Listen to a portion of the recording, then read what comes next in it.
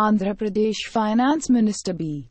Rajendranath Reddy will be presenting the YSRCP government's maiden budget in the Legislative Assembly on Friday. Here are the updates. Power sector gets 6,861 crore rupees. Mr. Reddy says as 1140 crore interest-free loans will be provided to DWCRA groups. He allots 700 crore rupees for the establishment of village secretariats. Rs. 2,000 crore allotted for the welfare of Kapu community and 1,150 crore rupees towards the state government's assistance to victims of agri-gold scandal. Navratnalu, which were YSR Congress Party 9 major election promises, get significant allegations. YSR Right to Bharosa is on top of the agenda. The scheme seeks to provide input assistance of Rs. 50,000 in 4 equal installments of Rs. 12,500 to farmers holding up to 5 acres. Finance Minister Reddy is presenting his first budget amounting to Rs. 27,974 crore with a revenue expenditure as 180,475 crore. Capital expenditure 32,293 crore rupees. 1,778 crore rupees revenue deficit and 35,260 crore rupees fiscal deficit. 8,994 crore rupees provided for interest payments. Achieving special category status, bringing Godavari river waters to Srisailam, and constructing steel plant at Kadapa are among the priorities of the government. Finance Minister B. Rajendranath Reddy says as he reads his maiden budget, presenting a white paper of Andhra Pradesh's economy.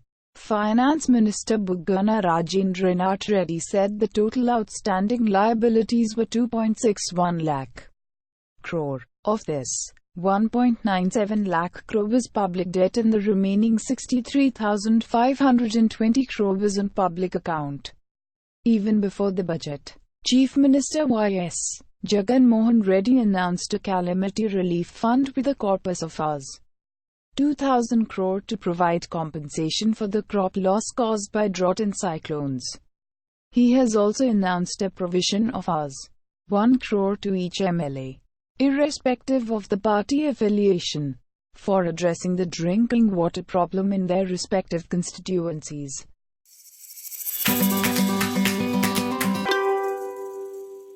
4 Goa MLAs, including 3 Congress rebels who joined the ruling BJP a couple of days ago, would be inducted in the state cabinet on Saturday.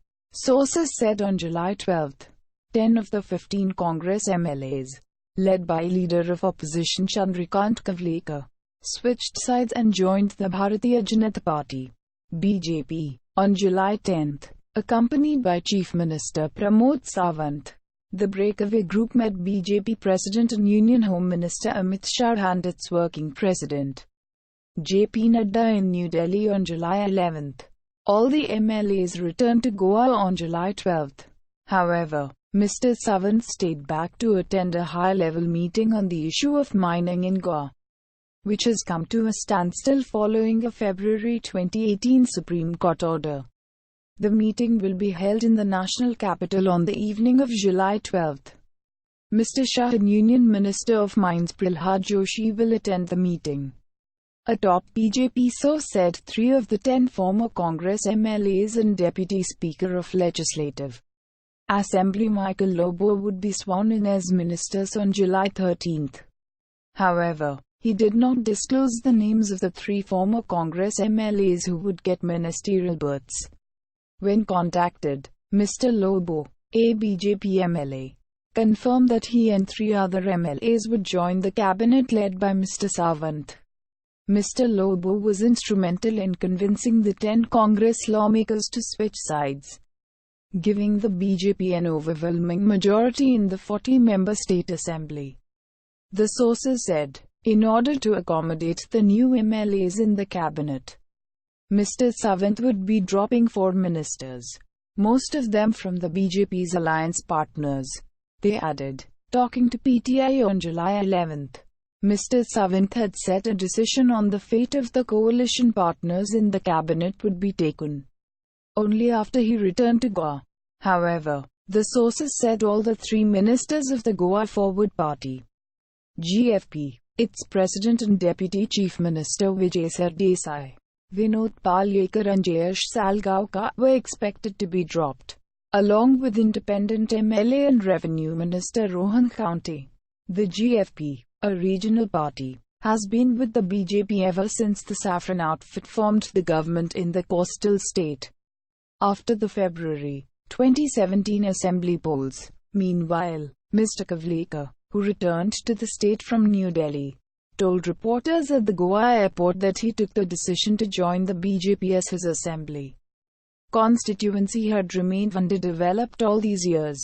I was in the opposition for long, which was affecting the development of my constituency.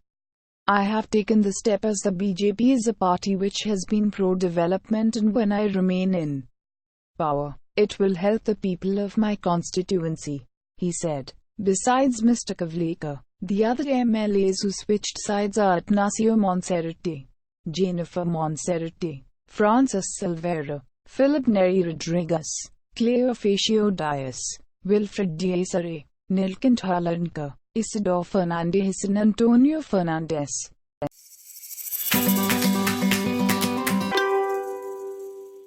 The monsoon session of Karnataka Legislature begins from Friday and the storm is already here. The strength of ruling Congress JDS alliance is now 105 seats lesser than opposition BJP. Here are the updates. The Supreme Court has commenced hearing on plea of 10 rebel Karnataka MLAs seeking acceptance of their resignations by Assembly Speaker, Senior Advocate Mukul Rohatgi, appearing for the MLAs, says the Speaker has not taken decision on resignations. He claims the idea behind keeping resignation issue alive and pending is to bind the MLAs to party whip. Does the Speaker have power to challenge SC order? CJI Ranjan Gogoi asks Speaker's Counsel. Senior Advocate Abhishek Manu Singhvi, appearing for the Speaker, refers to provisions and says he holds constitutional post. Rebel MLAs say the Speaker questioned their move to approach SC and said go to hell to them in front of media. Mr. Singhvi intervenes. Speaker is very senior member of Assembly. He knows constitutional law. He can't be maligned, lampooned like this, Mr. Singhvi says. Speaker can be given 1 or 2 days to decide on resignations. If he does not decide, contempt notice can be issued against him, MLAs Council argues. In the meantime, Congress has clarified Youth Congress hasn't been involved in any petition related to the rebel MLAs plea in the Supreme Court. KPCC President Dinesh Gundu Rao also tweeted saying there is no organization called KPCC Youth Wing. Contrary to the reports showing in media that Youth Congress has petitioned the SC asking for MLAs disqualification is far from truth. Youth Congress is not involved in any such petition. We request media to exercise caution and verify legitimacy of such news before airing. Thimirsia. Karnataka Legislative Assembly has listed only obituary reference in the list of business for the day. The Legislative Assembly will assemble in the afternoon and will pay homage to former legislators and eminent personalities who passed away since February when the Assembly last met. The Assembly is usually adjourned for the day as a mark of respect to the departed souls. The opposition BJP is awaiting a Supreme Court ruling on the petitions of the 10 rebel MLAs and the Karnataka Assembly Speaker on their resignations for its next move against the coalition government. We are waiting for the Supreme Court verdict on the petitions of the rebel legislators and the Speaker's plea for more time to decide on their resignations, as hearing on them is scheduled later in the day for our next move in the Assembly. Bharatiya Janata Party spokesman G. Madhusudan told Anil Tachko Joseph, a Bengaluru resident, seeks to intervene in Supreme Court on Karnataka rebel MLAs plea. He says on mass resignation by Karnataka MLAs is a mockery of their electorate. They cannot be voted for one ideology and later join an ideology diametrically opposite. The apex court allowed Mr. Chichko to be heard as intervener in the matter. Krishnadas Rajagopal, as 20 MLAs had skipped the Congress Legislature Party (CLP) meeting on Monday. It would be interesting to watch whether a group of them, allegedly staying at a hotel in Mumbai at the behest of the BJP since Saturday last, would attend the session or not on Friday. The whip issued by Ganesh Hakari, Congress, is virtually a warning to the MLAs that they would be disqualified under the anti-defection law if they skipped the legislature proceedings. Though the lower house listed its Friday's agenda as official business, the house is unlikely to run smoothly, given the charged political atmosphere in the state. Members of the governing and opposition parties are expected to indulge in sloganeering and blame each other for the ongoing political stalemate, unless the House is adjourned after the obituary reference.